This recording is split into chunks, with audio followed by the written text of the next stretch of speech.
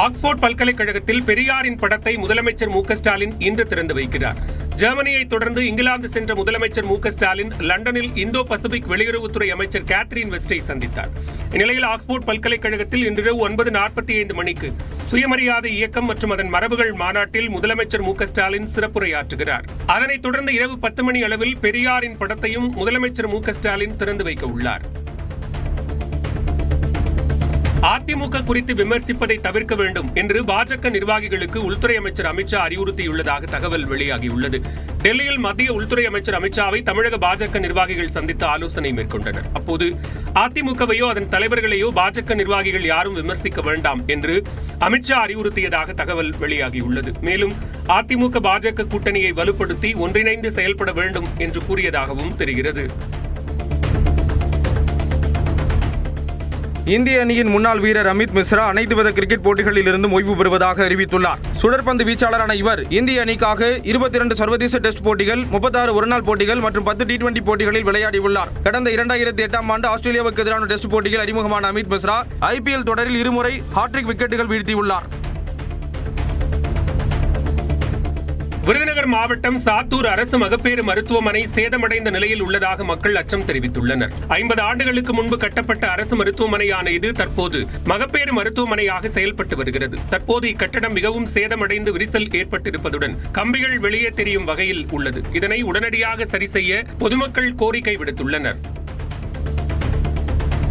சுபமுகூர்த்த நாளை முன்னிட்டு திருச்செந்தூர் சுப்பிரமணிய சுவாமி திருக்கோவிலில் 100க்கும் மேற்பட்ட திருமணங்கள் நடைபெற்றன. சுப்பிரமணிய சுவாமி கோவில் நடை அதிகாலை 5 மணிக்கு திறக்கப்பட்டது. 5:30 மணிக்கு விஸ்வரூப தீபாராதனையும் 6 மணிக்கு உதயமார்த்தாண்ட அபிஷேகமும் நடைபெற்றது. இதன் பின்னர் சண்முக விலாச மண்டபம் முன்பும் கோயில் வளாகத்திலும் ஏராளமான திருமணங்கள் நடைபெற்றது. இதனால் கோயிலில் கூட்டம் அதிகரித்த நிலையில் 3 மணி நேரம் காத்திருந்து சாமி தரிசனம் செய்யும் நிலை ஏற்பட்டது.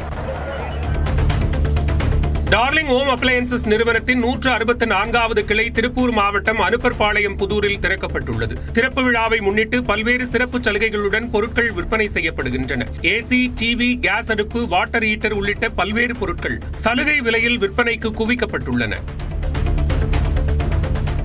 நாகை மாவட்டம் திருமருகல் அருகே சைக்கிள் கடையில் ஏற்பட்ட தீ விபத்தில் கடை உரிமையாளர் உயிரிழந்தார். சுல்தானுல் ஆரிஃப் என்ற நபர் சைக்கிள் பழுதுபார்க்கும் கடை நடத்தி வரும் நிலையில் ஏர் கம்ப்ரசர் இயந்திரம் வெடித்து கடையில் உள்ள பொருட்களில் தீ பற்றியது. சிறிது நேரத்தில் தீ மளமளவென பற்றி கடை முழுவதும் எரிந்தது. இதில் கடையின் உள்பக்கம் சிக்கிக் கொண்ட சுல்தானுல் ஆரிஃப் கடையை விட்டு வெளியே வர முடியாமல் தீயில் கருகி பரிதாபமாக உயிரிழந்தார். தென்காசி மாவட்டம் கீழப்புலியூர் பெரியகுளத்தில் வடகிழக்கு பருவமழையை எதிர்கொள்வது தொடர்பான ஒத்திகை நடைபெற்றது. மாவட்ட ஆட்சியர் கமல் கிஷோர் முன்னிலையில் தீயணைப்பு வீரர்கள் ஒத்திகையில் ஈடுபட்டனர். வெள்ளத்தில் சிக்கித் தவிக்கும் மக்களை மீட்பது எப்படி, வீட்டு உபயோகப் பொருட்கள், ஆடு மாடுகளை பாதுகாப்பது எப்படி என்று தத்ரூபமான செயல்முறை விளக்கம் அளிக்கப்பட்டது.